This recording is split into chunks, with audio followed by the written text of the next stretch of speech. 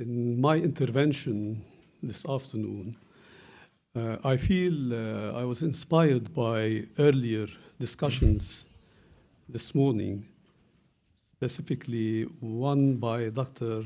Masadi, who addressed challenges in the region and stated that he had not seen any project for many years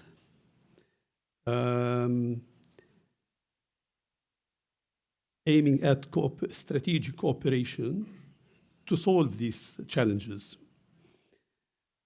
I hope in my intervention, my proposal would go one step towards helping solving these challenges.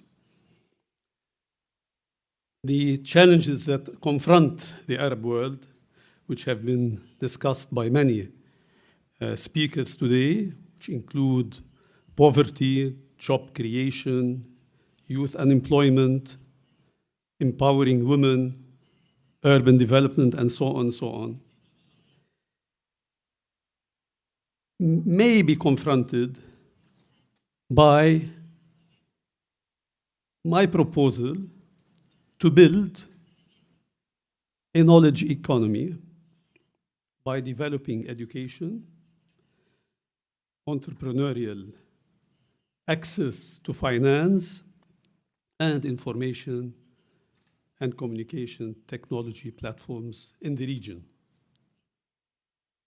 A combination of national, regional, and international cooperative action can be undertaken. At the national level, I'm just going to touch very briefly on the experience of Lebanon. I've got a paper ready, you can read it. Lebanon has confronted these challenges through the support of the central bank. And you will probably ask later on why the central bank.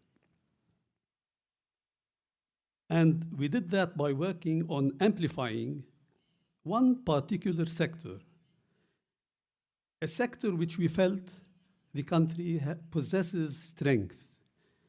In the case of Lebanon, that sector was the knowledge sector, a sector in which Lebanon has comparative advantage.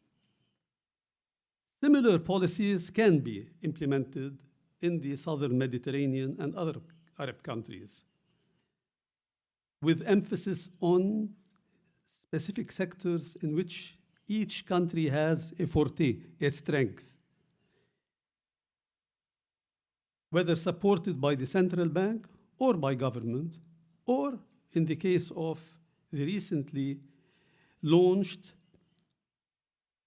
Arab Fund for Economic and Social Development, SME Fund, which has already earmarked $2 billion to support these projects in the region. We have also, in our Lebanese domestic context, addressed youth education. We launched projects where young people who were not able to go to private universities can take loans at zero interest rates and achieve their dreams of higher education, of housing, of environment. And we heard the earlier speaker mention that Lebanon was one of the main countries recipients of environment projects. It was number 2 in your campaign. I will be happy to discuss these policies later, but I'm going to move on to, due to the limited time, to propose a master plan. A plan such as the one that Dr. Masadi this morning mentioned and called the Marshall Plan, or the Jamul Plan, that builds strategic relations between the European Union and the Arab countries. The EU has absolute advantage in the knowledge economy vis-à-vis the Arab region. Arab countries possess an absolute advantage in energy. We need each other. We heard earlier today Dr. Moroni emphasize Italy's need for energy. The EU can benefit from building gas pipelines from the Gulf to replace gas lost or threatened from sources such as Russia. The Arab region can benefit from the experience of the European Union, starting with the early child development, going up to the Horizon 2020 plan to support research, innovation, and development. So what I'm proposing is the setting up of a knowledge acquisition fund that can be set up and financed by oil revenues. And can you imagine if the oil-producing countries devote just a 1%, single 1% to this fund out of their total oil revenues?